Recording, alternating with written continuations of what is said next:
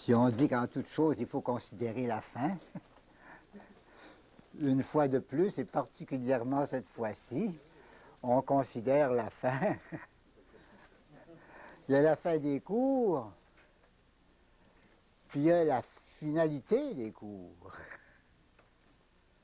Qu'est-ce que les cours veulent nous donner enfin? Qu'est-ce que ça donne, les cours? Ça, c'est une question de toujours.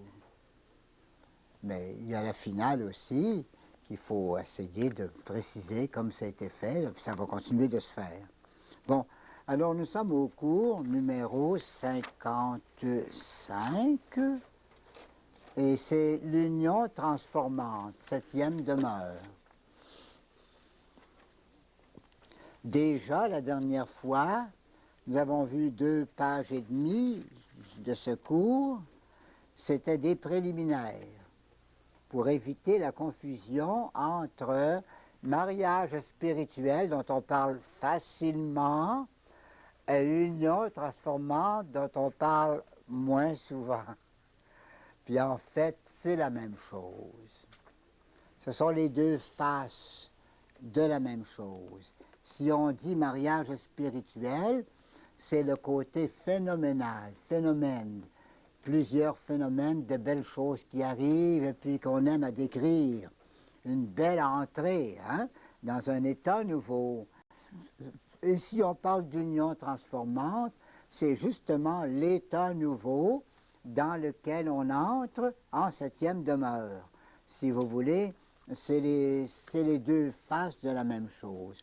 On pourrait dire, le mariage spirituel, c'est la belle noce, puis l'union transformante, c'est la vie du mariage une fois que la noce est faite. Et alors, c'est ce qui se passe dans une union. C'est pour ça que le titre, ce n'est plus tellement mariage dans le sens d'une noce, mais c'est union dans le sens précis de l'union parfaite avec le Seigneur. Ensuite, on a dit que ce n'est pas une question de faveur, puis de vision, puis de grâce particulière. Ce n'est pas une question comme ça essentiellement. L'union transformante, c'est une affaire de lumière, éclairage d'amour. On appelait ça lumière par connaturalité d'amour. L'éclairage. À force d'aimer, on finit par mieux comprendre la personne qu'on aime. Ça ne s'étudie pas dans des livres, c'est une sorte de regard intuitif qui pénètre dans l'autre. Quand on aime quelqu'un, notre regard d'âme, notre esprit, pénètre dans ce quelqu'un-là. Hein?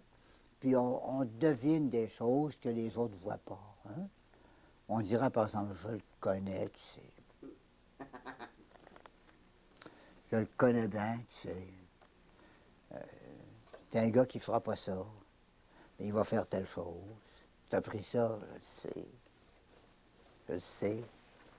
Pourquoi tu le sais? Parce qu'on s'aime. Et parce qu'on s'aime bien. Quand on s'aime bien, on sait des choses même qui ne se disent pas. On le devine quand même. Hein? Alors, arrivons, si vous voulez, là, à l'union transformante elle-même. C'est très simple, vous savez.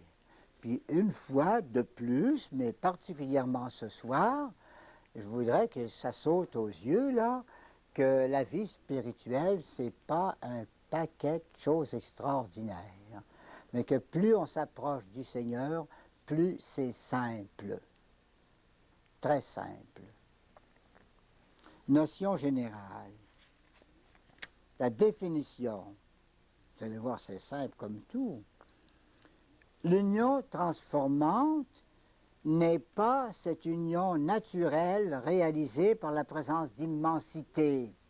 Dans le cours numéro 1, il a été dit tout de suite au début des cours que même si on n'était pas en état de grâce, il y a présence de Dieu quand même, ce qui s'appelle présence d'immensité, ou on disait présence active. Dieu est partout, alors il est présent. Et ça, même si ça peut être païen, ça peut être n'importe quoi, Dieu est présent partout. De l'union transformante, c'est pas cette union-là, l'union avec nous autres, puis un Dieu qui est au milieu de nous autres, pas ça. C'est autre chose que ça. C'est dans le plan surnaturel. Donc, soulignons le mot, ce n'est pas une union naturelle, mais c'est une union surnaturelle. Là, le mot est souligné. L'union surnaturelle, réalisée par la grâce sanctifiante. La grâce sanctifiante, c'est le don précisément de la participation à Dieu et par conséquent, en nous donnant de participer à l'être même de Dieu, ça nous donne d'être proche de Dieu, ça nous donne l'union. Il y a déjà une union. De même que dans une parenté, un enfant qui vient au monde dans une famille, ses parents l'ont mis au monde, ben, il est uni avec ses parents, hein? Puis il est uni avec toute la famille. Donc c'est cette union-là, réalisée par la grâce sanctifiante, sa source, mais qui consiste en quoi? Sa nature, qui consiste essentiellement, pas autre chose, dans l'union parfaite des deux volontés, celle de Dieu et celle de l'âme. C'est aussi simple que ça, mes amis, la sainteté. Mais c'est tout ça. Pas une union quelconque, l'union parfaite des deux volontés. Quand on dit que ta volonté soit faite, hein? Ou qu'on dit que ta volonté soit faite sur la terre comme au ciel, que nous fassions ta volonté, Seigneur, comme les anges la font dans le ciel. Ben, c'est ça la sainteté. Hein? Non, c'est pas plus compliqué que ça. Saint Alphonse de Liguori, dans un de ses plus célèbres livres, La pratique de l'amour envers Jésus-Christ, il commence dès la première page par nous dire ceci: toute la sainteté consiste à aimer Jésus-Christ.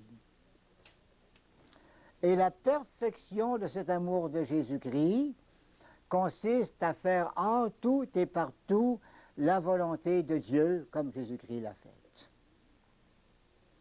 Cherchons pas la sainteté en dehors de cet acquiescement et de cette union de volonté avec la volonté de Dieu. Alors si on arrive à cette union parfaite, c'est la perfection, la sainteté. Conclusion pratique. Une âme est d'autant plus unie à Dieu qu'elle est plus élevée en amour et qu'elle conforme mieux sa volonté avec celle de Dieu. Si vous en trouvez une qui conforme mieux sa volonté avec celle de Dieu que telle autre personne, supposée, certainement que la première est plus sainte que l'autre. C'est ça qu'est la sainteté.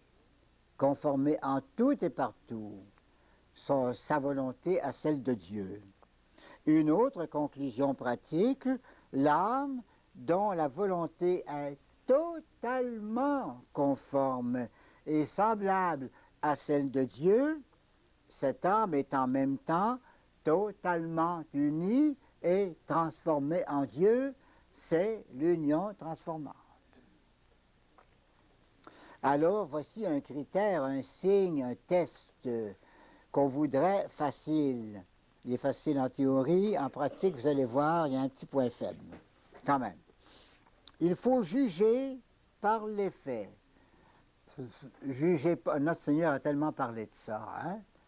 Jugez l'arbre à ses fruits. Jugez pas l'arbre aux apparences. Qu'il donne des fruits, puis les fruits, c'est la conformité de volonté avec celle de Dieu. C'est ça qu'on doit gagner toute la vie, hein? Que ta volonté soit faite sur la terre comme dans le ciel. C'est pas d'autre chose que ça, hein? Alors, il faut juger par les faits, qui est la conformité à Dieu. La conformité parfaite, alors, est l'effet essentiel de l'union transformante et donc du même coup, elle en est le critère pratique, c'est-à-dire le signe pratique, le test. C'est ça, c'est là qu'il faut chercher pour trouver la sainteté. Si l'effet de l'union est la conformité parfaite, je viens de le dire, l'union parfaite, ça amène la conformité. La condition de cette union, on la trouvera dans la pureté parfaite, c'est-à-dire dans le dégagement de tout ce qui n'est pas Dieu. La phrase paraît simple, mais elle est assez pleine, assez compliquée aussi. Je l'explique là. Il y a comme 3 degrés là-dedans. Là. L'effet de l'union, c'est la conformité. Donc la conformité produit l'union parfaite. Mais qu'est-ce qui vous donnera la conformité parfaite? C'est la pureté. La pureté, non pas dans le sens sexuel, là, hein, la pureté dans le sens plein, dans tous les sens possibles. Hein. Ça veut dire le dégagement de tout ce qui n'est pas Dieu. Alors vous voyez comme il y a une progression là. Hein. La pureté va vous donner l'union parfaite. L'union parfaite va vous donner un signe, la conformité de votre volonté avec celle de Dieu. Alors ça sera le signe. Vous voulez savoir, bien remontez de l'effet à la cause. Vous dites, je vois dans telle personne nommée, disons un saint qu'on veut canoniser par exemple, hein, je vois dans telle personne nommée là une parfaite conformité à la volonté de Dieu. Je conclus que dans cette personne-là, il y a union parfaite avec Dieu. Hein? Et s'il y a union parfaite avec Dieu, eh bien c'est certainement parce que cette personne-là s'est dégagée de tout ce qui n'était pas d'accord avec Dieu. Voyez-vous, il y a une suite. Dégageons-nous de tout ce qui n'est pas d'accord avec Dieu. Ça nous donne l'union parfaite. L'union parfaite nous donnera la conformité à la volonté de Dieu. Et si vous voulez faire un critère, ben remontez la conformité, voyez-vous là, d'une personne à la volonté de Dieu, la conformité à la volonté de Dieu dans telle personne nommée, ça veut dire l'union parfaite. Et l'union parfaite, c'est pas venu tout d'un coup, c'est venu par la purification. C'est pour ça que toute l'œuvre de Saint Jean de la Croix, du moins l'œuvre principale, là, Montée du Carmel et l'autre, La Nuit obscure, là, c'est un traité de purification, un traité de dégagement, de dépassement continuellement. Et Saint Jean de la Croix s'exprime comme ceci, c'est précisément pour arriver à l'union parfaite que vous allez vous dégager de tout ce qui n'est pas d'accord avec Dieu. Si vous voyez un jour quelque chose en vous qui n'est pas d'accord avec Dieu, faites-le disparaître, autrement ça fait un désaccord, et un désaccord, c'est pas l'union parfaite. Supposez par exemple un beau meuble, ici on ne peut pas voir si c'est un beau meuble, il est recouvert d'un beau tissu. Hein? Mais prenons un meuble cher, là. On s'achète des sets de salon, des sets de chambre, là, qui coûtent très cher. Hein? On vous a vendu ce beau meuble-là en vous disant, mais regarde-moi ça, hein? Les planches sont tellement unies, là, que vous n'êtes même pas capable de voir le joint. Oh, ça, c'est du meuble, hein? Les bois unis tellement, vous cherchez le joint, il n'y a pas un petit point, il n'y a absolument rien qui disjoint une planche avec l'autre. C'est du beau travail, ça, hein? Mais supposez que le meuble vous arrive chez vous, puis dans le déménagement, vous voyez un petit coin, là, entre les deux planches, là. Vous pouvez mettre, pas une lame, le bord du coin d'une lame de rasoir. Hein? Ben, vous allez retourner votre meuble. Vous allez dire, c'est pas ça qu'on a payé. On voulait quelque chose de parfaitement uni. Vous ne voyez pas que ces planches-là vont se disjoindre? Ça ne se tient pas tout le long de la ligne. Hein? Ça va finir par se disjoindre, ça. On ne veut pas. On veut l'union parfaite. Il suffirait d'un petit point où les deux planches ne se touchent pas pour dire l'union parfaite, elle n'est pas là. Eh bien, dans la vie des saints, là, il suffirait d'un petit point, je ne parle pas de faiblesse humaine, mais je parle de volonté. Il suffirait d'un petit point où on n'est pas d'accord avec Dieu, ne fût-ce que sur un petit détail de rien, volontaire. Ce n'est pas l'union parfaite. Et Saint François de Sales qui disait, si je savais qu'il y aurait eu dans mon cœur une fibre, une seule fibre qui ne soit pas au bon Dieu, me l'arracherait tout de suite. Il voulait l'union parfaite. Saisissez alors les exigences de la sainteté. On n'est plus du tout dans la description des beaux états, là, dans la description un peu romantisée parfois, là, de ce qu'étaient les saints. C'est pas ça du tout. La sainteté telle qu'elle est aux yeux de Dieu, c'est cette affaire d'union parfaite, et l'union parfaite produira la conformité à la volonté de Dieu, et elle est produite elle-même par le dégagement, le détachement, la purification totale. Alors, purifions-nous pour l'union parfaite, et on saura que l'union est parfaite quand on verra conformité totale à la volonté de Dieu. Ça se tient comme ça, en 3 lignes. Cette pureté, c'est toujours la thèse de Saint Jean de la Croix, hein? Cette pureté parfaite et ce dégagement, ce dépassement, comme on dit souvent ici, hein, libère en l'âme la capacité de recevoir Dieu et de s'unir à lui. Plus vous enlevez ce qui est étranger à Dieu, plus ça fait de la place pour Dieu.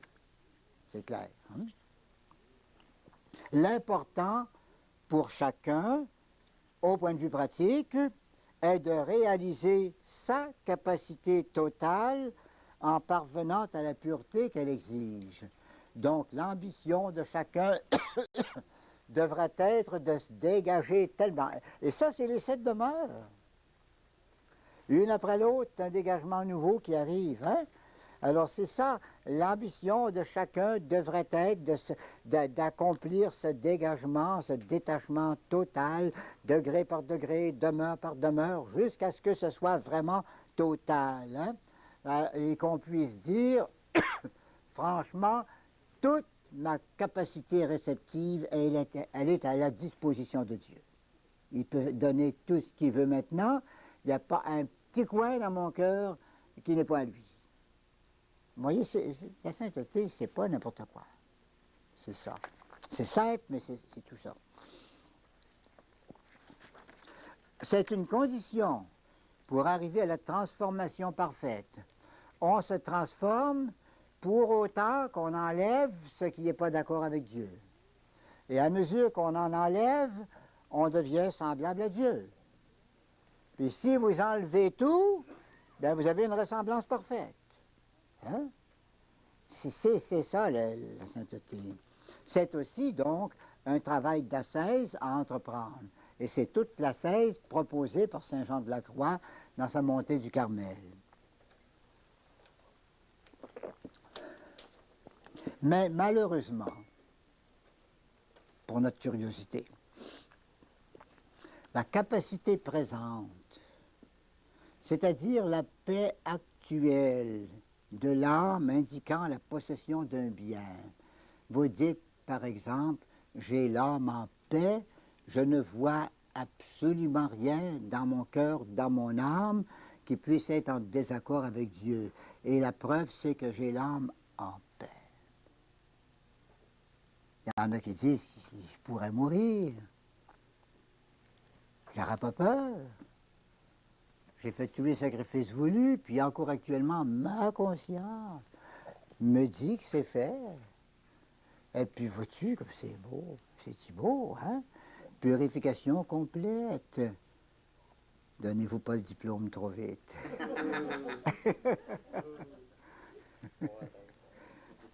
Non, voyez-vous, la capacité présente, c'est-à-dire la paix actuelle, la paix au moment où vous y pensez, là, qui indique la possession d'un bien, ça vous dit intérieurement qu'il n'y a rien en vous d'opposé à Dieu, puis vous êtes heureux, là, aucun remords, mais absolument rien, pas même une petite chose de rien. Vous sentez même que vous êtes pécheur, mais pécheur pardonné, puis c'est correct, là, hein? Eh bien, ce n'est pas nécessairement un signe qu'on soit parvenu à l'union transformante. Théoriquement, oui, mais en pratique, non. Pourquoi? Car de nouvelles exigences de Dieu auraient pu surgir avec les épreuves que j'ai eues, dirait-on. Je pense que j'ai passé ça comme il faut. Mais si tu avais eu d'autres épreuves, hein? Tu as entendu parler des épreuves arrivées à d'autres personnes, hein? Puis tu te disais, une chance, c'est pas moi, hein? Mais si tu les avais, ces épreuves-là, est-ce que tu aurais encore la même paix de conscience qui dit, qui est tout à fait d'accord avec le Seigneur? Espérons-le, mais garantissons pas trop vite, hein? Donc, voyez-vous, de nouvelles exigences de Dieu auraient pu surgir. Le bon Dieu aurait pu demander bien plus d'épreuves qu'on a eues. Peuvent encore surgir. Tout d'un coup, il y en arrivera d'autres. Qui peut dire non? Pourront surgir, peut-être pas tout de suite, mais un peu plus tard, qui enlèveront à l'âme cette paix trop transitoire, cette conscience actuelle de posséder présentement tout bien. Imaginez par exemple la petite Thérèse d'Enfant Jésus. Elle est morte, elle n'avait pas tout à fait 25 ans. Bon.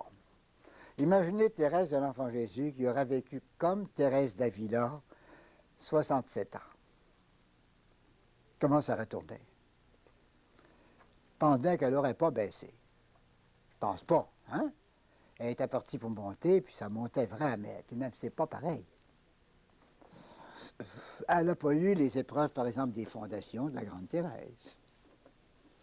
Il y a bien des choses qui sont arrivées à la Grande Thérèse, des histoires avec le haut clergé, par exemple. Ils ne s'accordaient pas à Rome, le nonce apostolique, puis l'évêque ne s'accordaient pas tous les trois, puis il était pris entre les trois. Hein. Des histoires comme ça. Hein. Petite Thérèse a passé par là. Hein. Alors, qu'est-ce qui serait arrivé?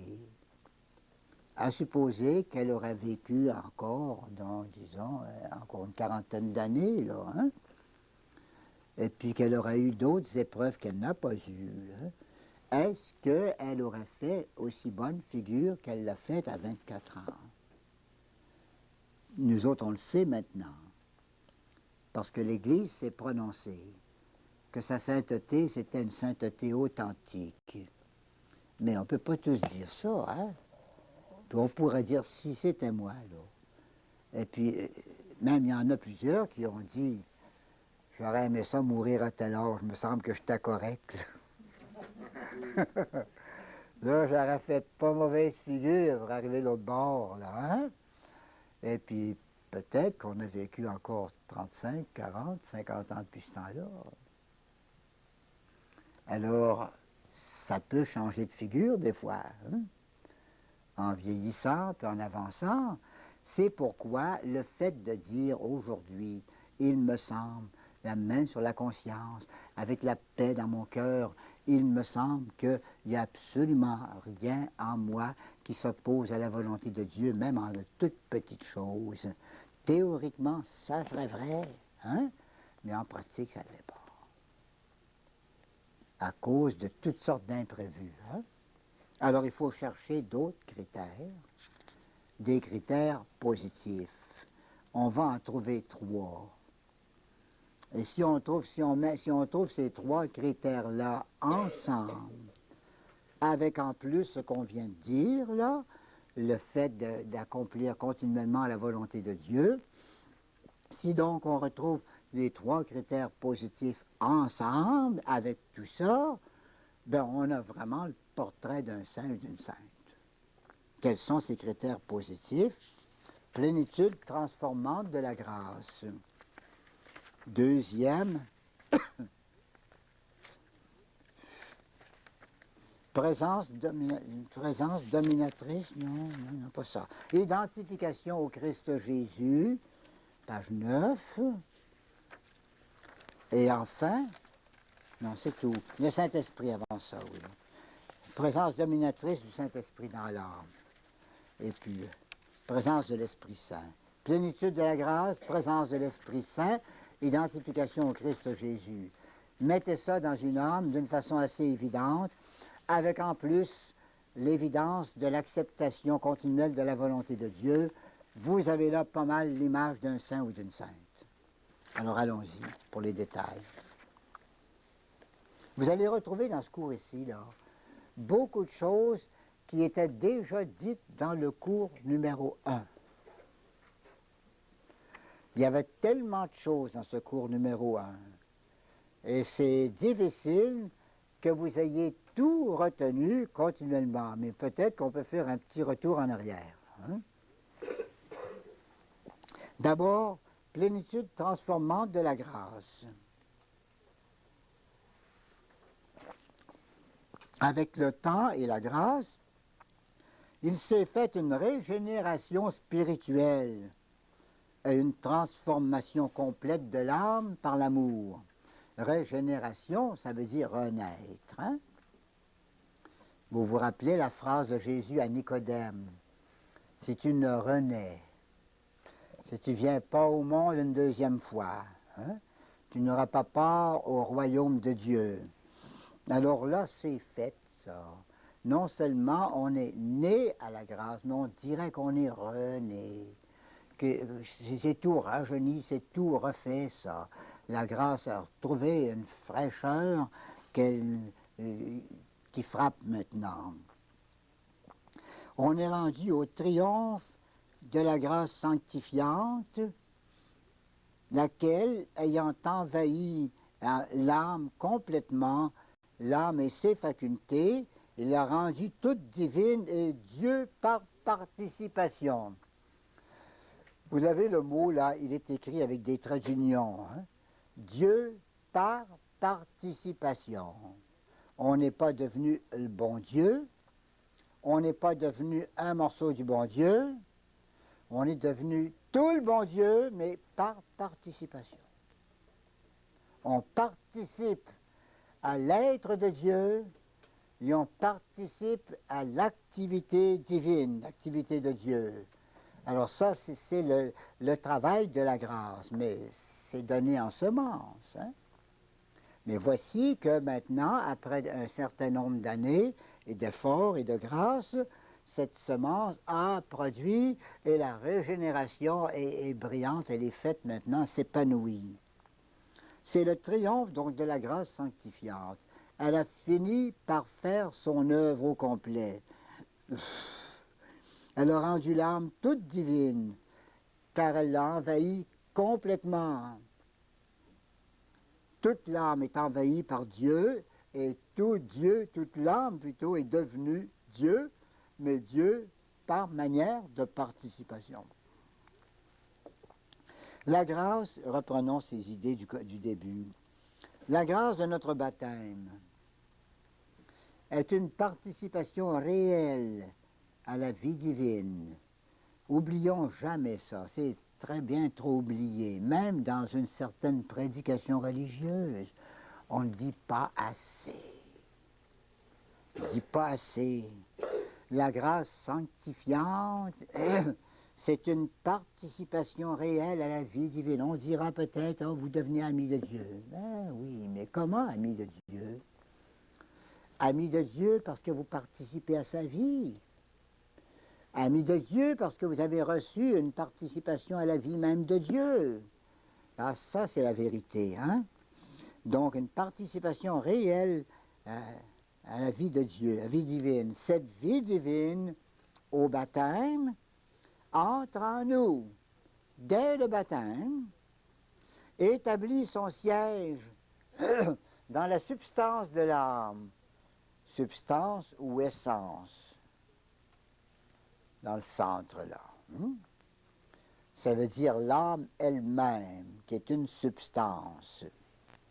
Elle établit son siège dans la substance de l'âme comme une qualité entitative.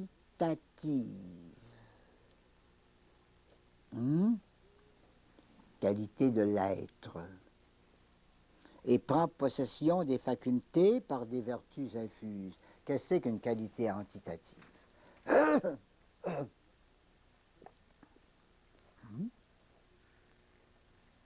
Qualité de l'être. Qu'est-ce que c'est qu'une qualité de l'être?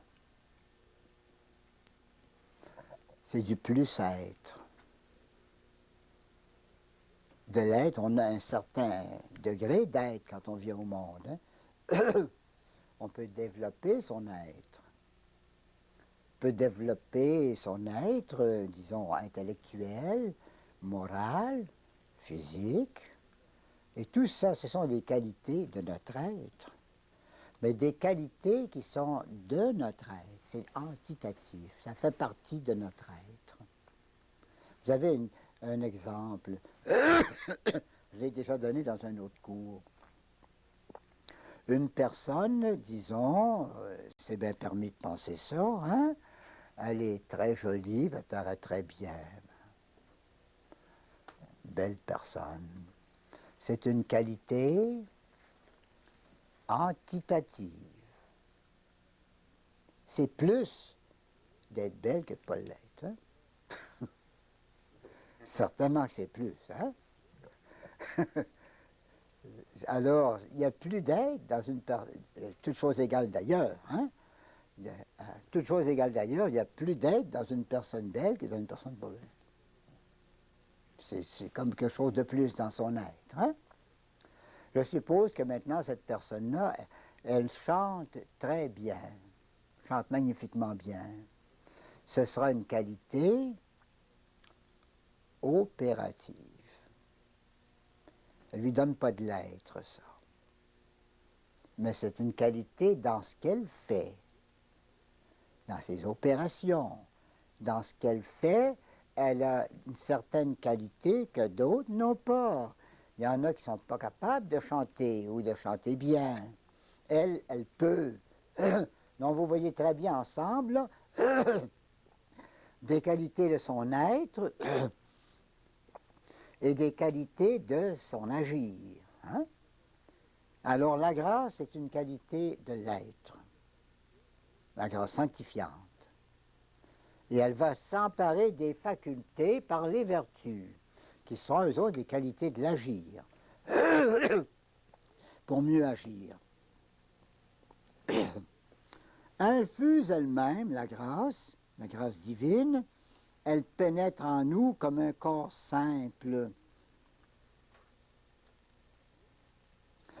disons comme une huile, comme un levain, comme l'air. C'est pas tout à fait un corps simple, l'air. L'huile encore moins, hein? Mais il reste quand même que, comparé à d'autres choses, c'est assez simple. Vous ouvrez une porte, ben, l'air va rentrer. Hein? Puis l'air n'ira pas seulement vis-à-vis de la porte, tout droit comme ça. Ça va aller partout, hein? Comme un corps simple. Bon, on dit la grâce, c'est comme ça. Ça entre en nous comme une chose simple et qui va envahir tout le dedans. Ça arrive dans la substance de l'âme, là, dans l'âme elle-même, et ça va vouloir pénétrer ensuite dans nos facultés, disons la volonté, l'intelligence, puis ça peut aller plus loin que ça encore, jusque dans le sensible. Mais la grâce est donnée au centre. La vie spirituelle n'est pas autre chose que cette progression conquérante de la vie divine par un envahissement progressif. La vie spirituelle, c'est donc ceci. Germe de grâce reçu au baptême, mais un germe de grâce qui veut grandir, qui prend possession non seulement de notre âme, mais de nos facultés, finira par envahir notre volonté qui sera dominée par la volonté de Dieu, notre intelligence qui sera dominée par la connaissance de Dieu, et même ça ira dans le sensible, ça ira dans le sens, ça finira par tout prendre, bien, quand ça aura tout pris, ce sera la sainteté. La grâce sanctifiante, c'est ça. C'est pas rien qu'un petit coin dans le cœur. Hein? Caractère de cette grâce. Transformation. On dit que c'est la grâce d'union transformante. Cette force envahissante, je parle toujours d'envahissement, vous l'avez saisi avec le tableau, ça part du centre, puis ça veut s'emparer de tout le reste. Hein? Ça veut s'emparer de la volonté, l'intelligence, de tout le reste. Là. Cette force envahissante s'exerce surtout dans le sens de la pénétration en profondeur. Ça va vous attirer à mesure que ça prend une faculté, ça l'attire au centre. Ça va chercher jusqu'au sensible pour essayer de l'attirer au centre. Donc, qualité dans le sens de la pénétration en profondeur. Graduellement, l'âme et les facultés se laissent envahir, cédant à cette puissance divine qui impose ses propriétés et sans être détruite. Par exemple, la volonté n'est pas détruite, elle reste libre, elle reste volontaire, elle reste libre. L'intelligence, la même chose, n'est pas détruite, elle n'est pas forcée, elle reste une intelligence qu'on a eue. Sans être détruite, nos facultés, elles aussi, deviennent Dieu par participation. On ne dit pas assez ça. Comment est-ce que la grâce nous divinise? Donc, union, transformation. Union par communication des deux natures. Si la grâce transforme, c'est pour unir davantage. Comme on dit, t'es pas à ma main, m'a t'organisé pour te mettre à ma main. C'est ça la transformation. Hein? D'ailleurs, je ne sais pas si vous vous rappelez, notre premier cours, numéro 1, à la fin du cours, je blaguais un petit peu, mais je faisais une description humoristique de l'union transformante, hein? Mariage spirituel. C'était le petit couple, là, deux amis, hein? Ils se rencontrent. Il y en a un qui dit à l'autre, puis ça va bien, toi? Ben oui, qu'est-ce que tu as de nouveau? Ben, ce que j'ai de nouveau, je viens de me marier. Tu l'as pas su? Ça fait. J'arrive du voyage de noces, ça fait une semaine ou deux que j'arrive. Ah, mon Dieu! Puis, t'es bien marié? Oui. Puis ta femme, t'es bien de ton goût? Bien, certain qu'elle est de mon goût. Une perfection. Tu sais. Perfection. Tu ne pas demander mieux. C'est pareil, on est tellement fait l'un pour l'autre, on est unis, on dirait que elle pense comme moi, je pense comme elle, elle aime ce que j'aime, ce que j'aime, elle aime, ce qu'elle aime, je l'aime, et ainsi de suite. Mais malheureusement, il y a un petit quelque chose sur lequel on n'est pas tout à fait d'accord. Mais qu'est-ce que c'est? C'est la musique. Et tu vois-tu, elle a étudié aux grandes écoles des sœurs, puis elle a fait du classique. Moi, j'aime pas ça. Classique, tu comprends bien quand je les vois, là.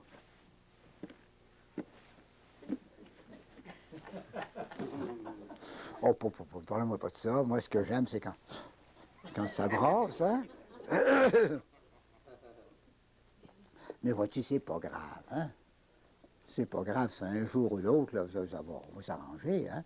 Petit à petit, ben, les années passent, et puis les deux garçons se rencontrent de temps en temps. Puis un jour ou l'autre, il y en a un qui dit, vois-tu, j'aime pas le classique. Puis là, je l'aime.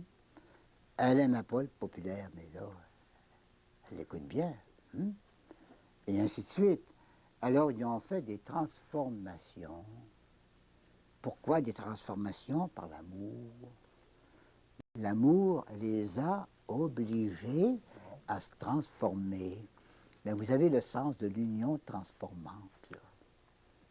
L'union transformante, ça va nous faire transformer en nous ce qui ne serait pas d'accord avec Dieu.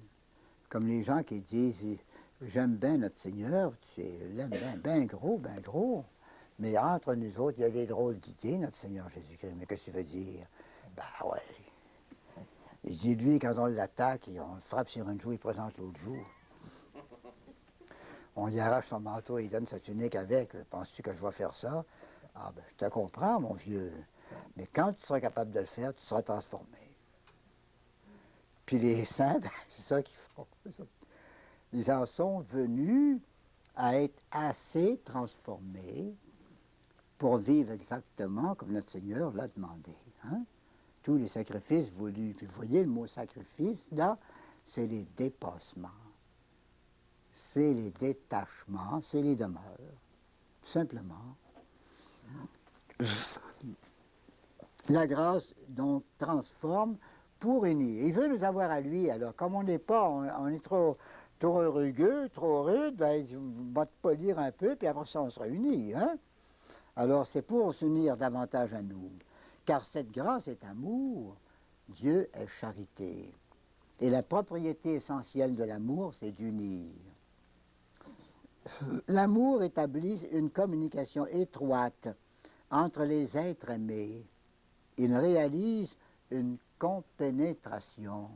Dans l'amour, on voudrait être dans l'autre, on voudrait rentrer dans son cœur, rentrer dans sa vie, rentrer dans sa pensée, réciproquement comme ça. Il n'y a pas moyen. À cela, la matière et la chair imposent des limites. Hein? Mais dans les êtres simples et spirituels comme Dieu et l'âme purifiée, l'amour ne trouve plus aucune limite. C'est un peu comme ici dans la pièce. Là, hein?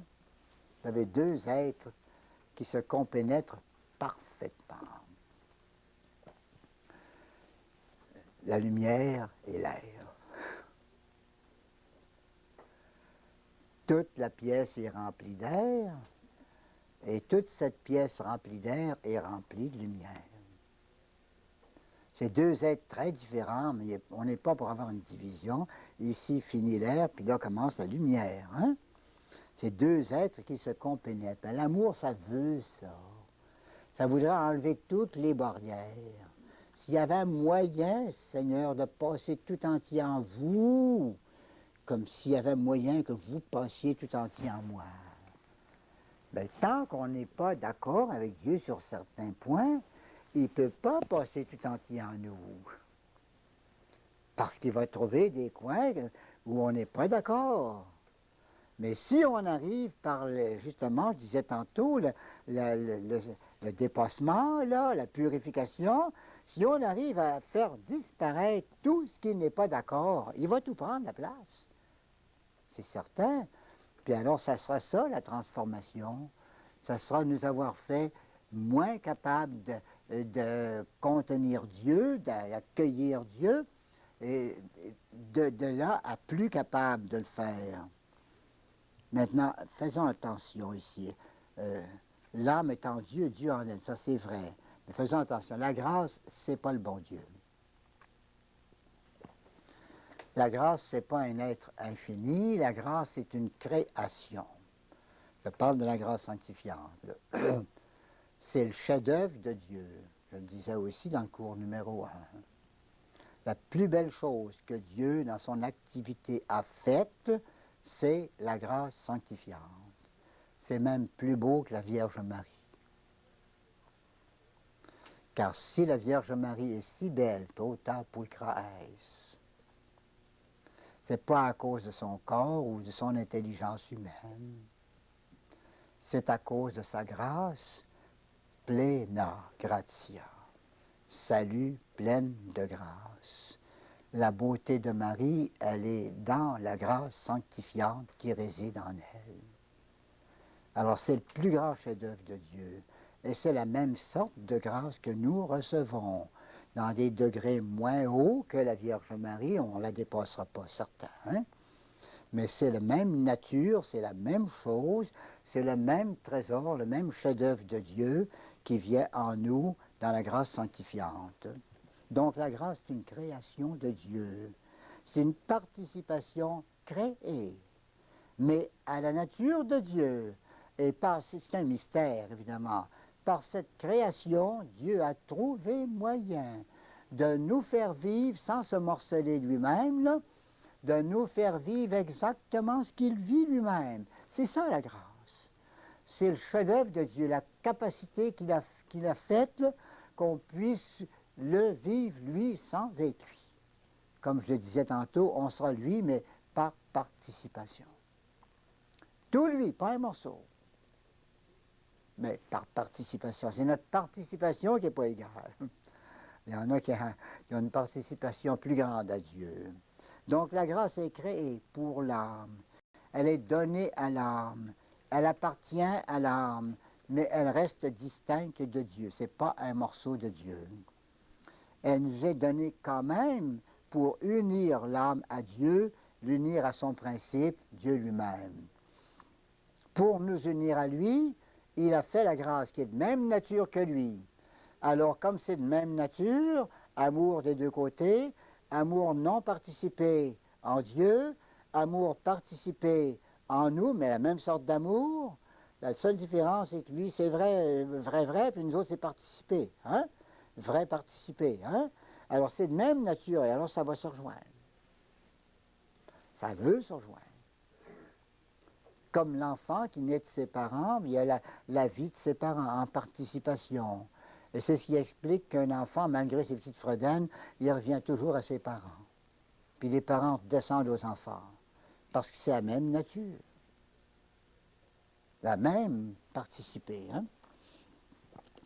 Dans l'union transformante, cette compénétration mutuelle, commencée depuis longtemps, là, est devenue complète. Enfin, la grâce a tout pris parce qu'il y avait la place pour tout prendre, étant réalisée par un amour parfait. Union, j'ai dit, donc transformation, union par communication de nature, et maintenant union stable et définitive. C'est là un caractère essentiel de cette union, rendue là maintenant au 7e demeure. Hein? Cette stabilité est assurée par la confirmation en grâce. Je le mettrai entre guillemets maintenant. Confirmation en grâce. Dira Saint Jean de la Croix au Cantique spirituel, strophe 27e. Et en tout cas, pour ceux qui n'admettent pas l'expression de Saint Jean de la Croix, c'est assuré par le don mutuel que se font Dieu et l'âme. Les théologiens n'aiment pas beaucoup ce mot de Saint Jean de la Croix parce qu'ils disent, d'après ce qu'on sait dans la foi, là, il n'y a personne qui peut dire, à part la Sainte Vierge et Jésus dans leur temps, là, il n'y a personne qui peut dire « je ne pécherai pas ». Mais on dira « si tu ne pécheras pas, certain, je ne peux pas dire ça ». Puis on dit « ça peut arriver à n'importe qui tant qu'on n'est pas mort ». Alors, c'est pour ça qu'ils n'aiment pas le mot « confirmé en grâce », comme s'il y avait une espèce de blocage à un moment donné et que ceux qui sont rendus là ne seraient plus capables de pécher jamais. Ça, c'est pas vrai. Mais ce que Saint Jean de la Croix veut dire, là, c'est pour ça que je le mets entre guillemets, hein, je veux le mettre entre guillemets, il veut dire c'est tout comme si on était confirmé en grâce. On n'ira pas pécher.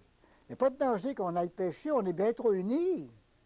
Puis on s'est tellement donné, là, je mets ici le don mutuel des personnes.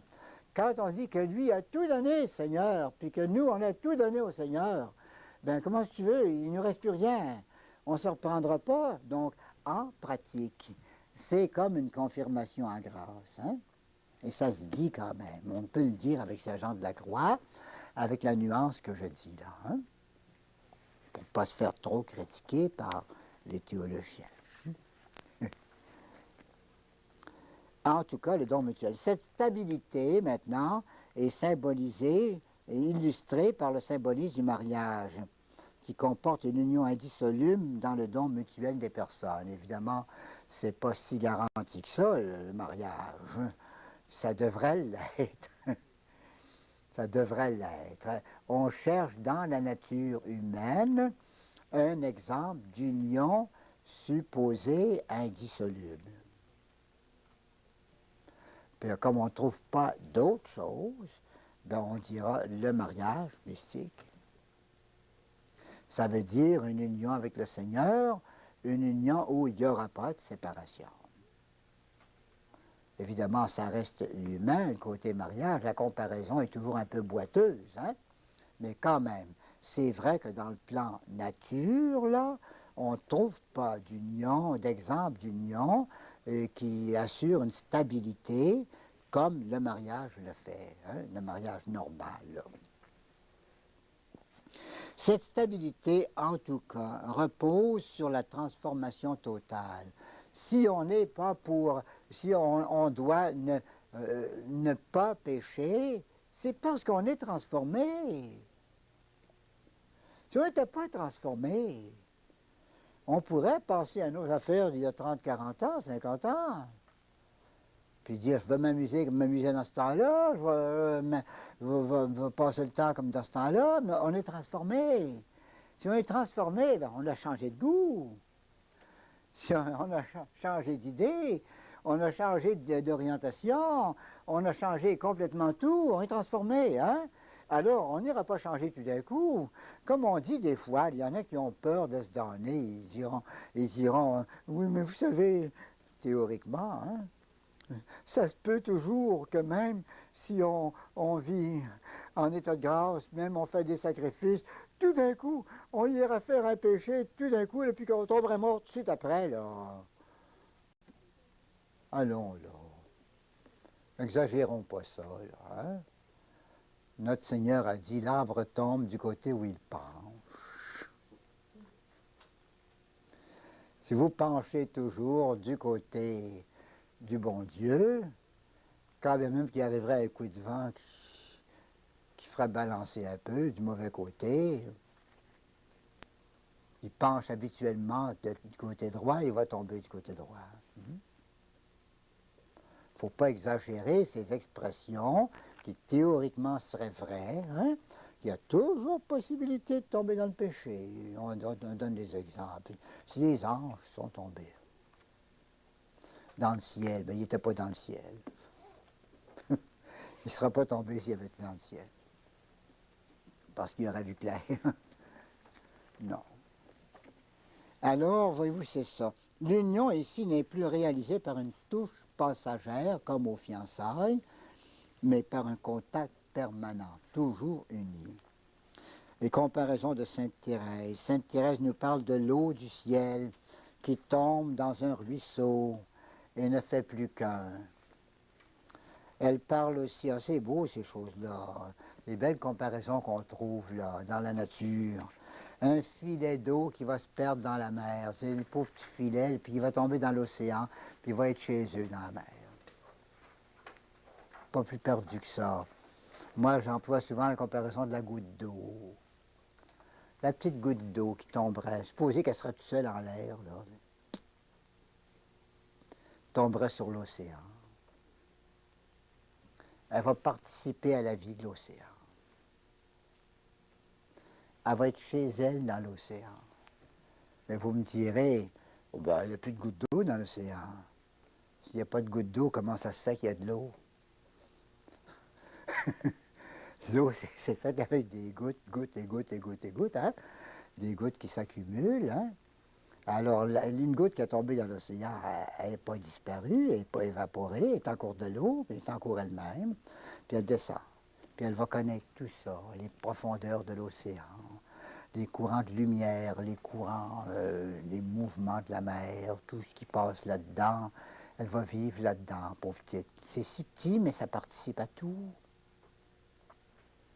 Les saints, c'est comme ça. C'est petit devant Dieu, sans doute. Là, on les trouve grands parce qu'on est encore plus bas. Mais devant le bon Dieu, c'est pas grand-chose, mais ils participent à tout. Puis ils ont acquis cette transformation-là qui fait qu'ils ne sont pas à la gêne dans le monde du bon Dieu, dans l'océan divin, ils sont chez eux. Hein?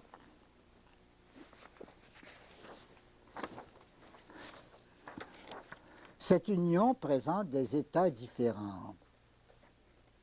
Vous verrez, là, il y a deux petits traits à gauche. Hein? Un état habituel avec un petit trait à gauche, un trait d'union là. Puis 3-4 lignes plus bas, 3 lignes plus bas, un autre petit trait, puis une actualisation. Donc, c'est comme si c'était des chiffres, ça. Il y a un état habituel, un fond de grâce. Quand on est dans l'union transformante, On vit là-dedans, du matin au soir et du soir au matin. On baigne dans cette vie divine-là. L'âme y reste toujours dans cet état sublime du mariage spirituel. Elle y reste selon sa substance, selon Saint Jean de la Croix. Mais il y aura aussi des actualisations, c'est-à-dire des moments là, où la grâce, la sainteté va briller particulièrement, des points forts. Une actualisation, un scintillement plus grand de la grâce dans l'âme, si je peux dire. Le mot qui est ici est un peu savant.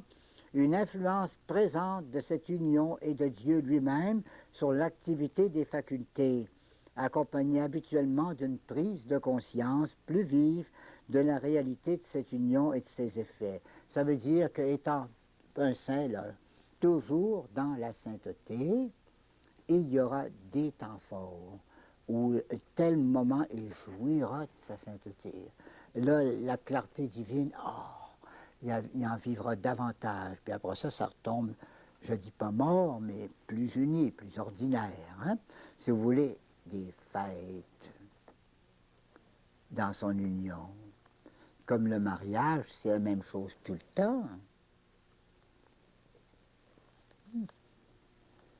Mais il y a des petites fêtes, hein, à travers l'année.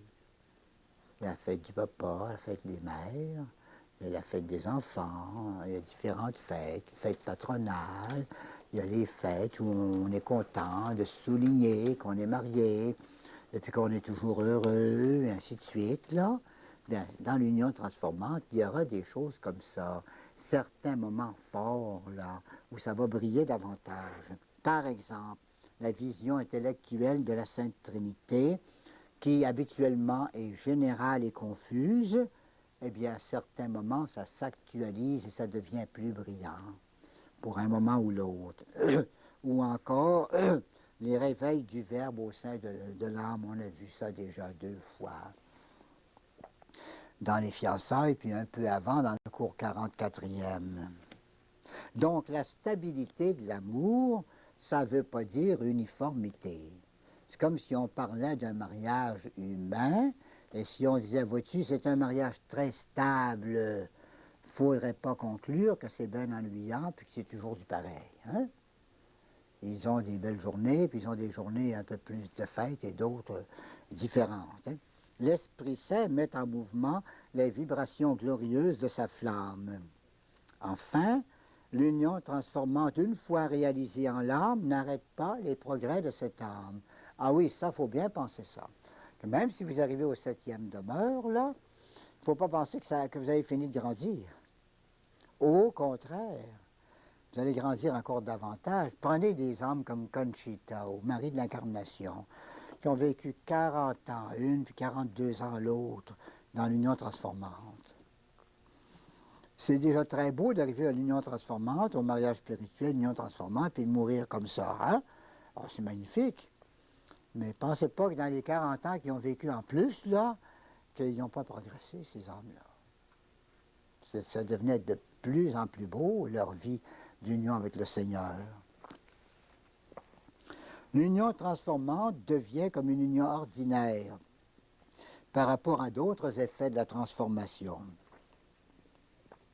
L'âme est pleine d'amour, mais elle se dilate sans cesse et l'amour se développe en qualité et en intensité jusqu'à ce qu'il emporte l'âme, son épouse et sa conquête dans la vie éternelle. On va se reposer un peu, hein?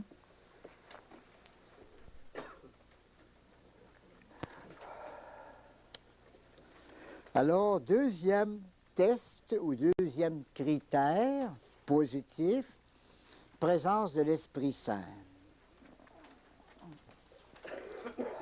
Donc, nous sommes toujours dans l'union transformante. Dans l'union transformante, les 2 éléments constitutifs de la vie de la grâce sont développés en leur plénitude. La vie de la grâce, c'est une question de charité et d'union. L'amour pour unir. Charité, union. Ça, c'est la vie de la grâce. On est enfant de Dieu. Pourquoi? C'est l'amour qui nous a fait enfants de Dieu, et on est devenu amour. Pourquoi amour? Pour nous unir à Dieu. Dieu veut nous avoir, il a mis l'amour en nous, la charité, ça mène à l'union. Bon, ce sont les deux éléments constitutifs de la vie de grâce. La charité qui transforme et qui déifie, pleine de grâce. Marie, pleine de grâce, ça veut dire pleine de cette vie de charité. La vie de Dieu qui est amour. L'union avec Dieu ou réalisation des présences divines, se rendre compte, expérimenter qu'on est avec Dieu. Le Seigneur est avec vous. C'est deux grandes choses. Je te salue, Marie, pleine de grâce. Hein? Tu es pleine de la vie de grâce, la vie de Dieu. Hein? Le Seigneur est avec toi. Prends-en conscience. Ça va? Moi, je te le dis, le Seigneur est avec toi. Tu peux le savoir et en prendre conscience que parce que tu vis l'union avec Dieu, le Seigneur est avec toi. C'est la prise de conscience. Hein? Selon l'expression de Saint Jean de la Croix, le bois est embrasé, il est dans le feu de l'amour, et il est maintenu dans le brasier. Il n'est pas seulement trempé un peu dans le brasier, tiens là, puis restez-y dans le feu. Ça, c'est le Seigneur est avec vous. Vous avez les deux là. Hein? Donc, pleine de grâce, les saints, c'est un peu ça, beaucoup moins que la Sainte Vierge, mais c'est dans la même ligne. Hein? Ils sont pleins de la grâce de Dieu, selon leur mesure. Et puis, ils ont la connaissance ou la prise de conscience de cette participation à Dieu. C'est leur vie spirituelle, la prise de conscience de notre participation à Dieu. Cette présence, alors, maintenue dans le feu, là, dans le feu de l'amour, cette présence devient le fait central autour duquel gravite toute la vie de l'âme. Évidemment, il y a beaucoup de gens chez qui ça ne parle pas beaucoup, ça. Hein? Ils ont la grâce, mais ils n'en font pas tellement de cas. Ils ne prennent pas assez confiance. Hein?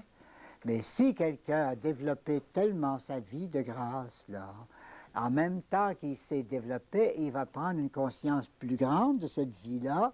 C'est les deux côtés. De la grâce, tu l'as, tâche de le savoir. Vis cette vie-là.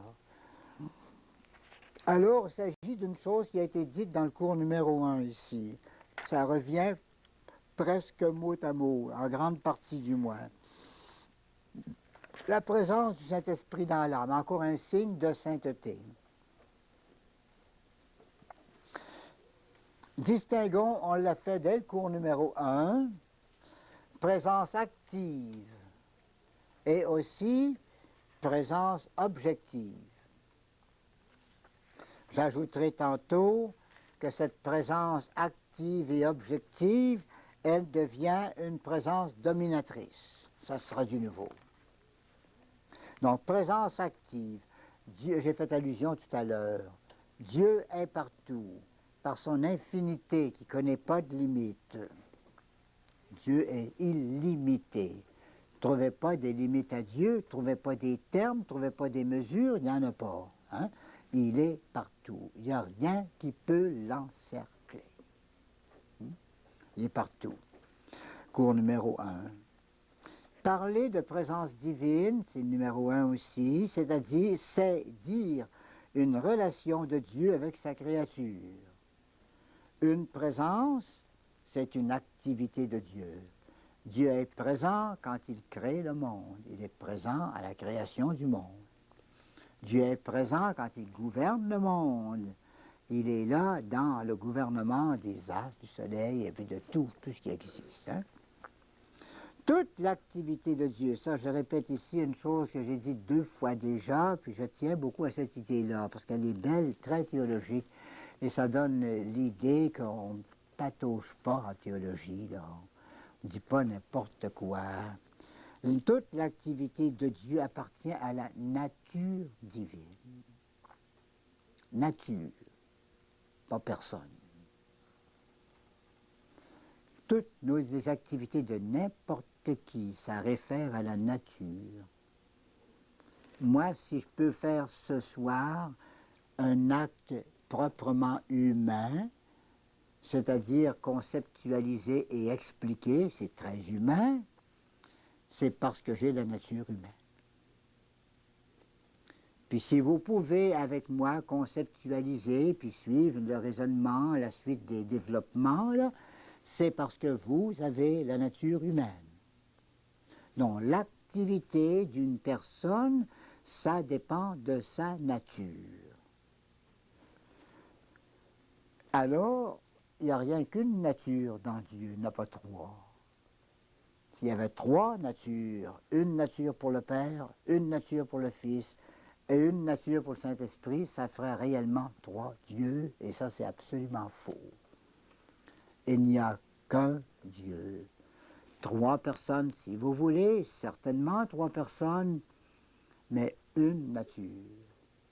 Par conséquent, un principe d'action. Alors, ce principe d'action, ça veut dire que c'est autant le Père, autant le Fils, autant le Saint-Esprit. Toutes les actions de Dieu, c'est fait par les 3, ou plus exactement, par la nature commune des 3. Comme un seul principe, pas 3 fois le même principe, pas 3 principes pareils, pas multiplication de principes, mais unité de principes. Ça fait partie du traité de Dieu un, hein, et de Dieu Trinité.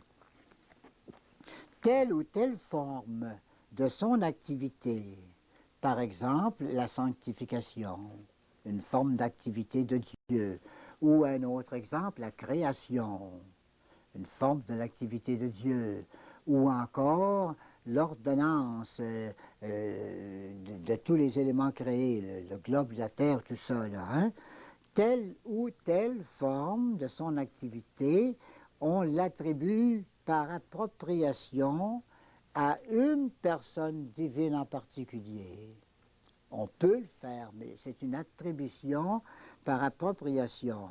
Mais ça suppose quand même qu'au fond, là, c'est toujours un principe. Dites le Père, si vous voulez, comme créateur. Moi, je peux vous répondre.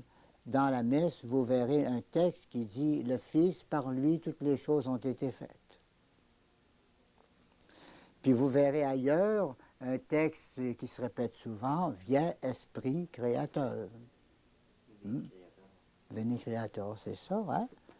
Alors, c'est pas plus le Père, le Fils et le Saint-Esprit.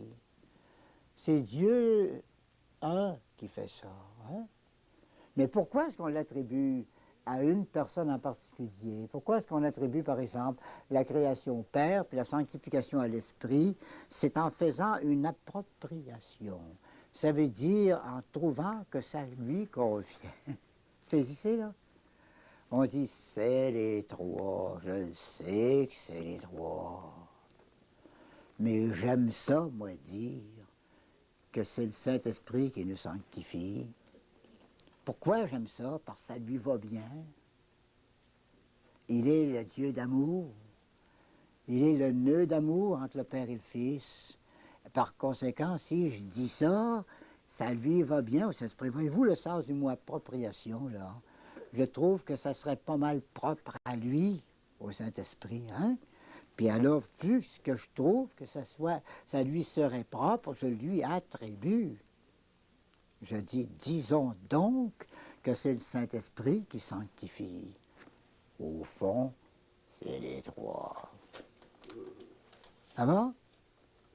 Ça, c'est bon de savoir ça, pour ne pas faire d'erreurs, puis des histoires, hein? Il y en a qui ont dit, quand ils ont découvert le Saint-Esprit, ils ont dit, le Saint-Esprit me sanctifie, plus besoin des autres. Évidemment, c'est de la naïveté. Il y en a quelques personnes comme ça qui ont fait une naïveté pareille, mais on peut éviter ça avec un peu de cette science-là. Hein? C'est la nature qui est le premier principe. Or, il n'y en a pas trois, nature rendue, il y en a une. Par conséquent, c'est la nature commune des trois. Hein? Bon, on l'attribue à une personne. Pourquoi, voyez-vous ici, en raison du rapport qui existe entre cette activité et la relation divine personnifiée en elle. Prenez par exemple création, Dieu Père. Pourquoi je dis Dieu le Père créateur? C'est dit d'ailleurs dans le credo. Je crois en Dieu le Père, créateur du ciel et de la terre. Hein? C'est dit, on peut le dire, c'est permis, certain. Pourquoi je dis Dieu le Père? C'est parce que si je regarde dans la Trinité, là, je vois le Père à la source de toute la Trinité. Il n'y a pas de Trinité s'il n'y a pas de Père. Hein? C'est le Père qui engendre un Fils. Puis avec le Fils, ensuite, il va aspirer le Saint-Esprit. Hein? Alors, par conséquent, le Père est la source première de la Trinité. La pointe de la Trinité, c'est le Père. Hein? Alors, le Père, je vois maintenant Dieu, trois personnes, qui créent le monde. Avant, il n'y avait rien. Puis voilà que sous l'action de Dieu, le monde existe. Le soleil, les astres, les étoiles, la mer, la terre, tout existe. Ça ressemble bien au Père, ça. Avant, il n'y avait rien, puis là, il y a quelque chose. Mais par ailleurs, on dit dans la Bible, Dieu dit, lumière soit. Or, la parole de Dieu, c'est le Fils. Donc, par lui, les choses ont été faites. Mais saisissez bien, si vous voulez ne pas vous mêler dans cette affaire-là, retenez le principe général que tout est commun comme activité de Dieu, même la sanctification. Mais c'est très légitime et on le fait habituellement sous la surveillance de l'Église qui nous approuve. D'ailleurs, on peut le faire, on fait des attributions d'ailleurs très pieuses qui ont le mérite de nous rapprocher de la Sainte Trinité. Hein? Alors on va dire que c'est le Saint-Esprit qui nous sanctifie. Puis si vous me dites le Père aussi, je dis oui, le Père aussi. Puis si vous me dites le Fils aussi, oui, oui, oui, oui. Mais continuez à dire que le Saint-Esprit nous sanctifie, vous avez le droit. Hein, pourvu que vous ne disiez pas lui tout seul. Ça va, là? L'œuvre divine de sanctification est attribuée, nous l'attribuons au Saint-Esprit parce que c'est une œuvre d'amour et que le Saint-Esprit, dans la Trinité, il est l'aspiration d'amour, aspiration passive. L'aspiration active, c'est le Père et le Fils qui s'embrassent. L'aspiration passive, c'est le fruit, le Saint-Esprit. Alors, comme c'est un fruit d'amour, on dit que ça va donc tellement bien de parler du Saint-Esprit quand on parle d'amour et de sanctification. Moi, je trouve ça beau, cette affaire-là. Hein? Puis ensuite, vous avez l'avantage d'être dans une espèce de sûreté, là, hein? Et une doctrine qui n'est pas sentimentale, hein? Qui est basée sur des données solides. Donc, c'est ainsi que notre Seigneur envoie le Saint-Esprit. Je vous enverrai le Saint-Esprit, et il vous inspirera l'amour, lui. Il va vous apporter la grâce, hein? Et qu'on parle de présence du Saint-Esprit dans les âmes. On dit l'habitation de l'Esprit Saint dans les âmes. Hein? On dit aussi l'inhabitation de la Sainte Trinité en nous. Cette doctrine sur le Saint-Esprit, c'est-à-dire cette manière de voir la sanctification comme une activité toute particulière du Saint-Esprit, c'était depuis toujours ça. Au temps des apôtres, le Saint-Esprit était reconnu comme une personne vivant parmi les siens. Les apôtres le donnent en imposant les mains. Vous recevrez le Saint-Esprit. Ils le consultent et lui demandent qu'est-ce qu'on va élire, qu'est-ce qu'on va faire, puis ils reçoivent des réponses dans plusieurs cas de la Bible. Et ils basent sur elle la théologie dogmatique et morale, sur cette doctrine donc concernant le Saint-Esprit. Ça, c'est les apôtres. Mais pour tous, même dans le temps des apôtres, tous les chrétiens de ce temps-là, la présence et l'action du Saint-Esprit dans l'âme, pour eux autres, à cette époque-là surtout, c'est la distinction spécifique des chrétiens. Tellement que quand ils rencontrent quelqu'un qui se dit chrétien, il dit « As-tu reçu le Saint-Esprit? » Non, je ne savais pas qu'il y avait un Saint-Esprit. Ah ben, on va y aller au plus vite, hein? Vous trouverez ça dans la Bible, hein? Donc, c'est comme ça que ça marchait. De nos jours, c'est pas mal après ça, la foi s'est attiédie et ne retrouve plus facilement cette divine présence. On peut dire tout de même que depuis quelques dizaines d'années, une vingtaine d'années, hein, genre 23, puis une quinzaine d'années avec quelques mouvements spéciaux, là, on peut dire qu'on est passablement revenu au Saint-Esprit. Encore faut-il que ce retour au Saint-Esprit soit très doctrinal et qu'il soit dans la ligne de l'enseignement de l'Église. Hein? Mais c'est vrai que ça revient. Peu importe là. C'est un phénomène très intéressant, phénomène réconfortant aussi. Hein? Mais ce qu'on peut dire, puis c'est mon sujet ce soir, là, c'est que dans l'union transformante, peu importe, hein, que vous ayez rencontré des influences bonnes ou moins bonnes ou meilleures, peu importe tout ça, si vous arrivez à l'union transformante, vous retrouvez la présence active du Saint-Esprit dans vos âmes. Présence active, donc ça veut dire qu'il travaille. Présence objective, maintenant, de l'Esprit Saint. Présence objective de l'Esprit Saint et vie d'amour. Ça, c'est une présence, c'est encore un résumé du cours numéro 1, c'est une présence qui peut être réalisée. Réaliser, ça veut dire saisir, ou ça veut dire prise de conscience. Vous pouvez arriver à prendre conscience du travail du Saint-Esprit dans vos âmes. Hein? Et alors, cette présence n'est plus seulement une activité ordinaire du Saint-Esprit, mais ça devient une présence objective pour vous, ça vous tourne vers lui. Vous vous tournez vers lui. Car la grâce nous fait partager et sa vie divine et ses opérations de connaissance et d'amour. Or, ça c'est un point de doctrine. Maintenant, continuons. Cette réalisation ou cette découverte de Dieu, vous avez le sens du mot là, hein? Réaliser, découvrir, constater, expérimenter, hein? C'est le sens du mot là. Cette réalisation ou cette découverte de Dieu se fait tout au long de la vie spirituelle par le développement progressif de la charité.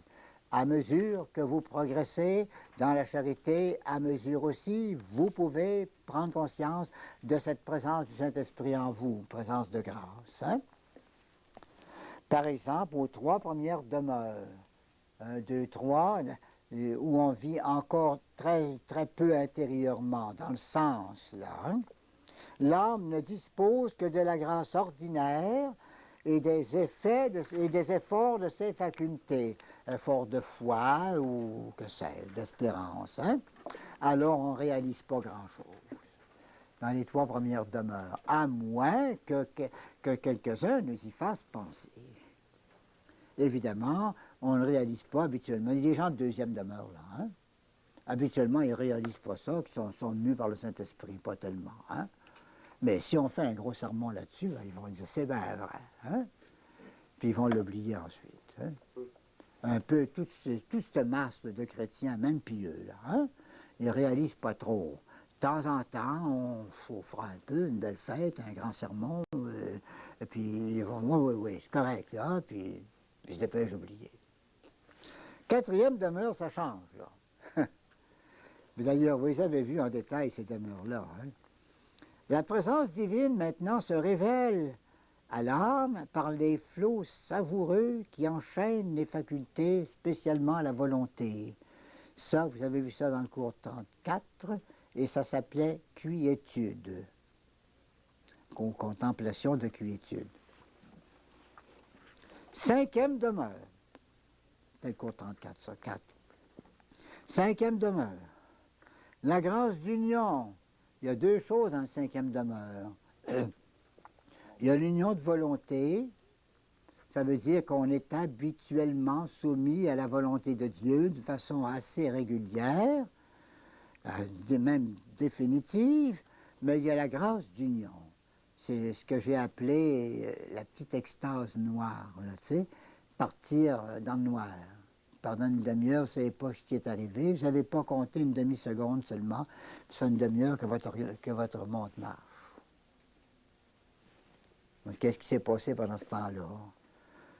Un contact avec Dieu, c'est l'union, un contact obscur, passager, mais qui enchaîne définitivement la volonté. Celui qui a eu ça, il va rester collé à Dieu. Il ne lâchera plus Dieu, à moins de grandes exceptions. Hein? Mais ça laisse voir quand même l'âme inquiète en ses ardeurs. Ce n'est pas encore définitif, pas pleinement rassuré. Sixième demeure. On a en profondeur, là. La présence divine, et je parle ici surtout de la fin des sixièmes demeures, ce qu'on a appelé les fiançailles, cours 53. La présence divine se laisse maintenant entrevoir dans une lumière extasiante. C'est le mot, c'est des extases. Il y a échange de promesses. Et l'âme, devant la grâce des fiançailles, elle décide de tout quitter pour Dieu. Elle n'a plus qu'une occupation aimée. Vraiment, Dieu est devenu son tout. Aux fiançailles, on veut travailler pour le Seigneur, puis on trouve qu'il n'y a pas d'autre chose qui compte que le Seigneur lui-même. Puis une fois-ci qu'on est arrivé au septième demeure, ça ne fait pas longtemps, hein? On vient d'arriver au septième demeure. Ça fait à peine un mois ou deux. On est encore jeune là-dedans, hein? Septième demeure. Là, toute cette œuvre, cette découverte, cet accroissement de désir, on le sait maintenant, c'est l'Esprit Saint, intendant de l'époux, qui en est l'auteur. Ah, bienheureux Saint-Esprit, c'est toi, hein? Puis on va aimer ça, on va l'aimer parce qu'il nous a fait tellement de bien. Et maintenant, il introduit l'âme dans l'union transformante. Il est lui-même le brasier dans lequel l'âme aime l'époux, le feu de la rencontre. Hein? Et dans l'union transformante, il l'investit de ses flammes. Là, je vais vous dire quelque chose de fort. Ça revient 2-3 fois, ça. Dans l'union transformante, le Saint-Esprit investit l'âme de ses formes. Il informe l'âme pour qu'elle produise en Dieu la même blessure d'amour que le Père dans le Fils et le Fils dans le Père. Qu'est-ce que ça veut dire informer l'âme? Ça veut dire qu'il en devient la forme. Et qu'est-ce que ça veut dire devenir la forme? Ça veut dire devenir l'âme. Notre âme, philosophiquement parlant, pas nécessaire d'aller dans la foi pour ça, notre âme, c'est la forme de notre corps. Les grands philosophes nous disent que nous sommes constitués de deux grandes causes, une cause matérielle qui est notre corps et une cause formelle qui est notre âme. Le corps donne la matière de notre être et l'âme donne la forme vivante de notre être. L'âme, c'est la forme de l'âme, c'est l'élément formel, hein? Le plus essentiel. Eh bien ici, le Saint-Esprit va informer notre âme. C'est plus notre corps, notre âme qui va informer notre corps, ça continue bien sûr, mais c'est le Saint-Esprit qui va informer notre âme. Il devient l'âme de notre âme, d'après le mot du pape Léon XIII. Le Saint-Esprit alors devient l'âme de notre âme. Il l'informe, il la fait vivre de telle façon, hein, qu'elle produise en Dieu la même blessure d'amour, hein, dans l'âme plutôt la même blessure d'amour que le Père dans le Fils et le Fils dans le Père. Bon, ça nous fait rentrer dans la vie trinitaire. Enfin, c'est lui, le Saint-Esprit, qui déchirera la toile pour la vision face à face. Splendeur de l'âme, comme l'air qui devient flamme. Qu'est-ce que c'est que la flamme? C'est quand le feu pogne dans l'air. La flamme, c'est de l'air en feu. Il n'y a pas de bois en l'air, hein? Le bois est en bas. Puis le feu est en bas. Le feu rouge qui ronge le bois, là, puis le charbon. Hein? Ça, c'est le feu. Mais la flamme, c'est quoi? C'est quand le vent pogne puis ça monte en l'air. C'est de l'air qui prend feu. Ça, c'est magnifique. Le Saint-Esprit est dans notre âme, puis de temps en temps, il vous fait faire des flambées. Il vous fait monter pour que vous puissiez faire des actions divines, comme le Père dans le Fils et le Fils dans le Père, sous la flamme de l'Esprit Saint. Amour réciproque de l'âme et de l'Esprit Saint. Ils s'aiment, se saisissent, se donnent mutuellement ce qu'ils ont reçu l'un de l'autre, y compris le don de Dieu lui-même, dans une sorte d'égalité d'amour. L'âme aime Dieu autant qu'elle en est aimée, parce que le principe qui véhicule l'amour, en descendant de Dieu, c'est par le Saint-Esprit, et en montant, c'est encore le Saint-Esprit. Alors, si vous voulez, vous aimez Dieu comme Dieu s'aime, c'est par le Saint-Esprit que vous l'aimez, rendu là. Alors, c'est aussi grand que vous regardiez le Père comme ça ou bien comme ça. C'est aussi grand. Hein? Présence dominatrice, ça, j'ajoute ça, là. L'Esprit et règne de Dieu, règne parfait dans l'âme. L'égalité d'amour laisse à la transcendance tous ses droits. L'amour parfait sera couronné par la crainte filiale. N'oubliez pas ça. Et ça pourrait être un critère, ça, hein, pour les gens qui se croient avancés ou qu'on croit avancés souvent. Hein. On dira, si un tel, il est tellement familier avec le bon Dieu, je te dis qu'il te l'envoie le bon Dieu, il y parle. Hein. Pas correct, ça. C'est pas correct. La crainte a sa place, toujours. Ce n'est plus une peur, mais c'est un respect de Dieu. Il y en a qui disent, moi, je me suis dégêné. Ils nous l'ont dit, d'ailleurs, qu'on est enfant du bon Dieu, pas besoin de gêner. Je te dis, moi, te l'arranger, moi. Hein? Donne-moi cette grâce-là, Seigneur, puis j'en ai besoin. Hein? On te l'organiser, moi. Hein? Tout doux, tout doux. Même au ciel, il n'y a pas de place pour la peur, mais il y a de la place pour la sainte crainte de Dieu. Et qu'est-ce qu'on chante au ciel? Saint, Saint, Saint. On ne dit pas, hey, le Père, je suis rendu au ciel, hein? Ah! Quelle place tu vas me mettre pour manger, là? Ça vaut être beau tant qu'on veut, c'est Saint, Saint, Saint. Si vous en voyez qui voltigent un peu trop, qui sautent un peu trop, ça a des chances que leur esprit n'est pas trop bon. Hein? Ou du moins que ça manque de pas mal de nuances. Non. L'âme est la goutte d'eau dans l'océan. Restant elle-même, elle subira les mouvements de la masse. C'est beau qu'elle y soit dans l'océan, hein? Mais ce n'est pas elle qui va mener l'océan. Pauvre petite goutte. L'union transformante est une victoire de Dieu. Dieu règne, vienne le règne de Dieu. Dieu règne dans la paix de l'ordre établi.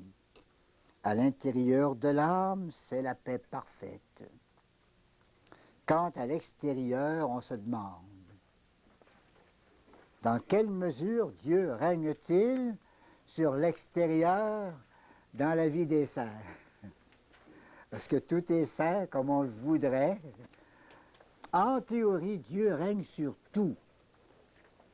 puisque l'âme est transformée non seulement en sa substance, mais aussi en ses facultés. L'âme est comme magnétisée par Dieu, selon le mot de Petite Thérèse. Hein?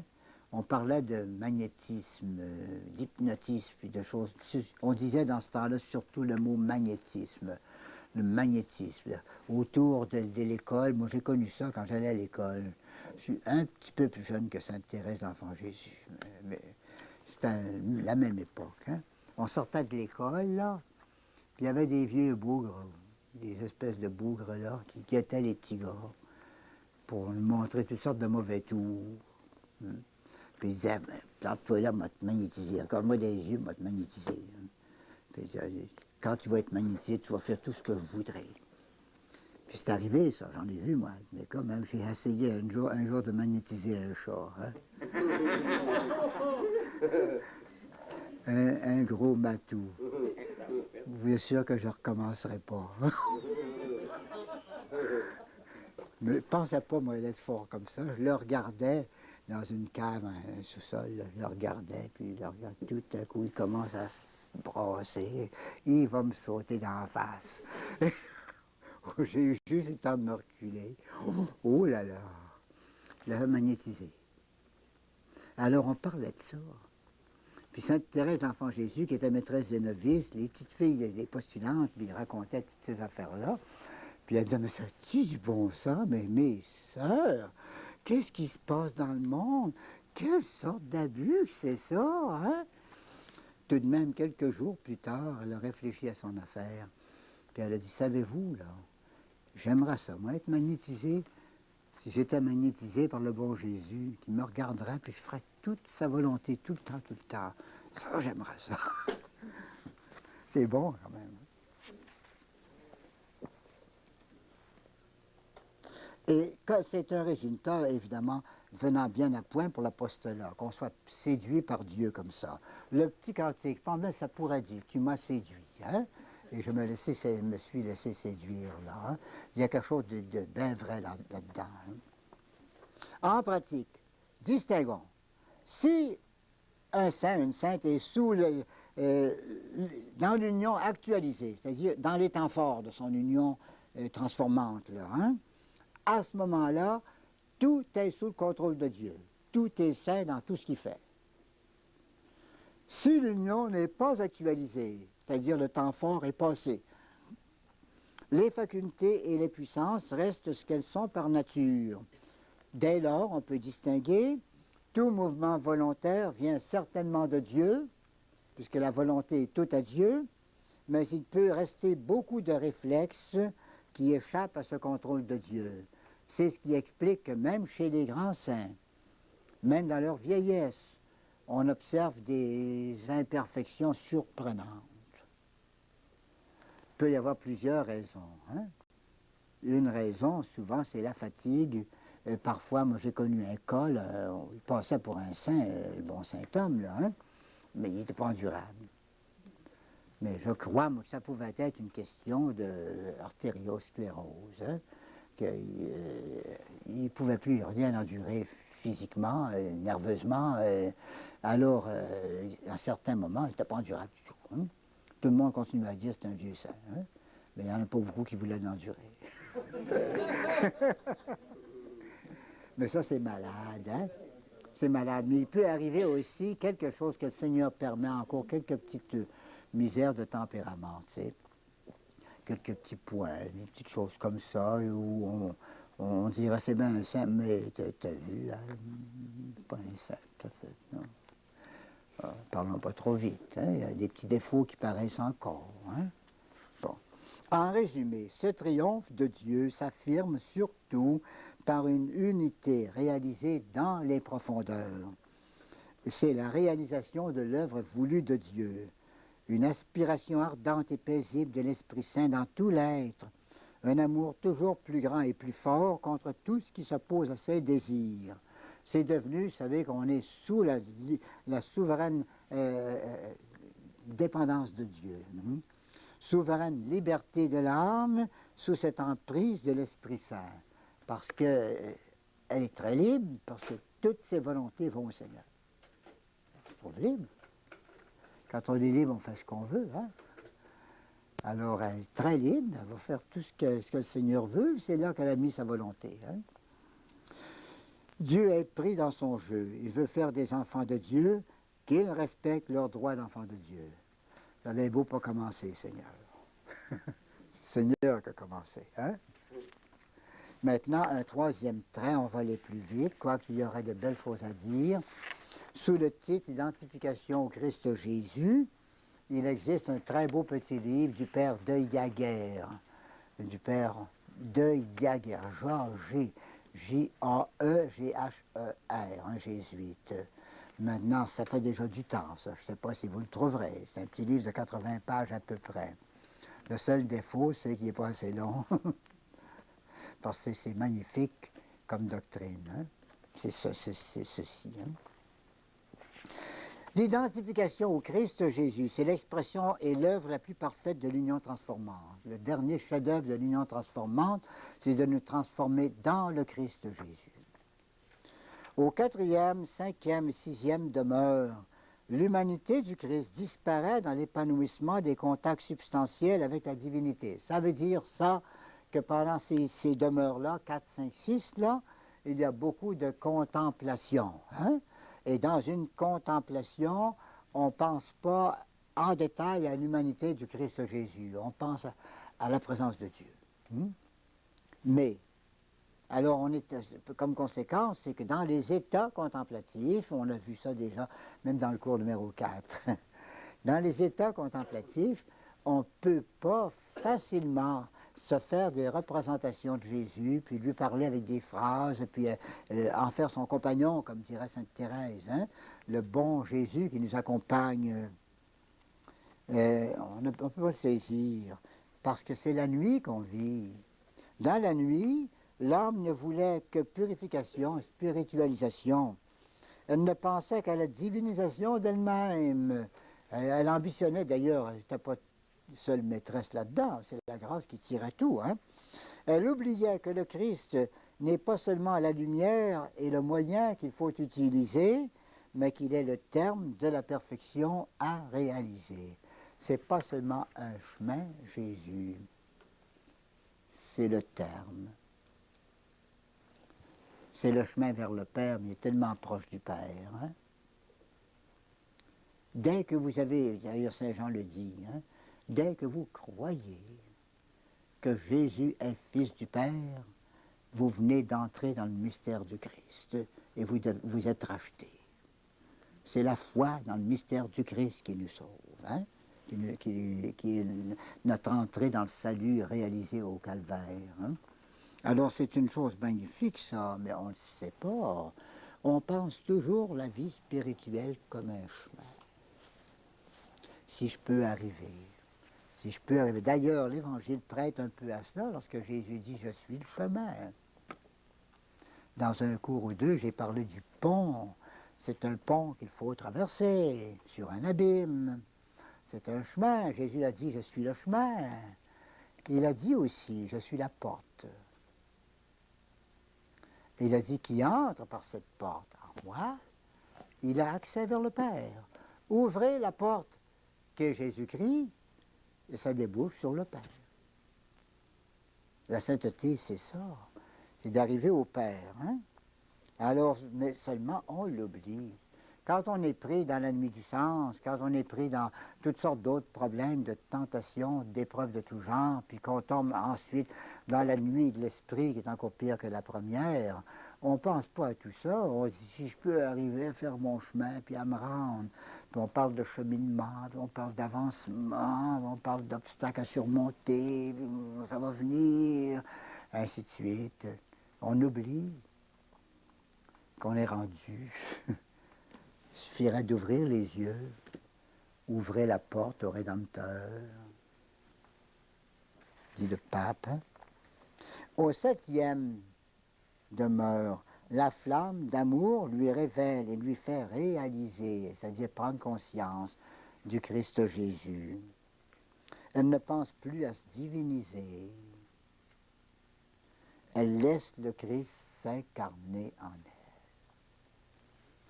elle, à la disposition du Christ, comme Élisabeth de la Trinité qui disait magnifiquement que je sois pour mon Christ une humanité de surcroît, qui vienne revivre en moi tous les faits de son mystère de rédemption, qui recommence en moi tout ce qu'il a vécu. Ça, c'est vraiment la mentalité des saints, ça. Mais avant, on le sait, mais on ne voit pas clair. C'est l'œuvre du Saint-Esprit de réaliser l'incarnation de la vie divine. Voyez-vous, on attribue au Saint-Esprit, on dit par exemple en Marie, là, elle conçut par l'opération du Saint-Esprit. Et immédiatement, c'était le mystère de l'incarnation réalisé sur terre. Hein? Dieu était là, Dieu fait homme, Dieu parmi nous, le Verbe s'est fait chair.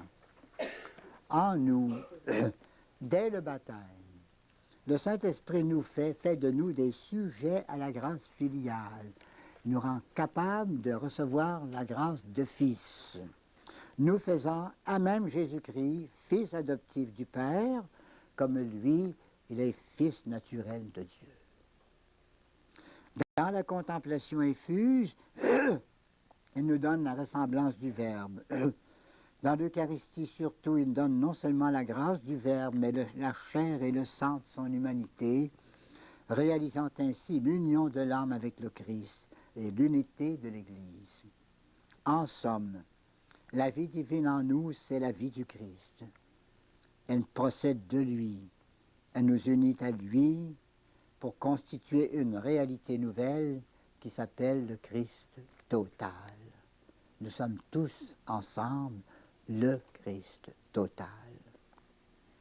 Cette vérité essentielle, qui est vraie tout le temps, mais se réalise, on en prend conscience et se manifeste dans l'union transformante. C'est le temps pour voir ces belles choses-là. Saint Paul prend conscience. Ma vie, dit-il, c'est le Christ. Je veux rien savoir hors Jésus et Jésus crucifié. Et c'était pratiquement qu'il disait ça, pas rien que des mots, puisqu'il ajoutait tout le reste, c'est rien pour moi. C'est tout ce que je veux. Sainte Thérèse d'Avila disait le Christ est devenu ma vie. Saint Jean de la Croix nous parle de la connaissance expérimentale des mystères du Christ par connaturalité de la grâce, de la souffrance, perception de la présence du Verbe. Il nous parle donc de cette connaissance du Christ-là, prendre conscience qu'on est dans son mystère. Conclusion, nous sommes en face d'un double réalisme et d'un double test plutôt. Divinisation de la nature humaine. Dieu nous divinise, on devient enfant de Dieu. Et incarnation de la nature divine, nous faisant des chrétiens. Même Dieu s'en vient s'incarner en nous pour que nous soyons le Christ incarné au milieu de nos frères. Hein? C'est très beau, ça. Vous avez un texte, c'est dans la messe, hein?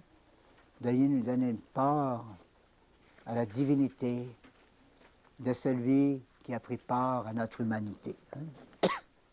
Au merveilleux échange. Hein? Dieu de Dieu se fait homme pour que nous, d'humains et pécheurs, nous devenions Dieu.